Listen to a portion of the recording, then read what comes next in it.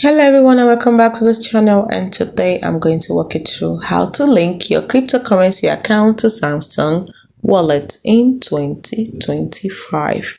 The first step you need to take is launch the app on your Samsung device. Then tap the crypto or digital assets tab in the menu.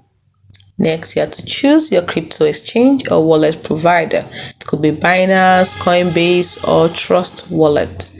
Then you have to log into your crypto account when prompted and approve the link request. Wait for Samsung Wallet to verify the connection. You will see your crypto balance displayed once it is linked, so you have to sync and confirm. Next, you can now view and manage supported cryptocurrencies directly in Samsung Wallet. Please ensure your Samsung Wallet and crypto apps are updated to avoid errors. Hope you found this video helpful.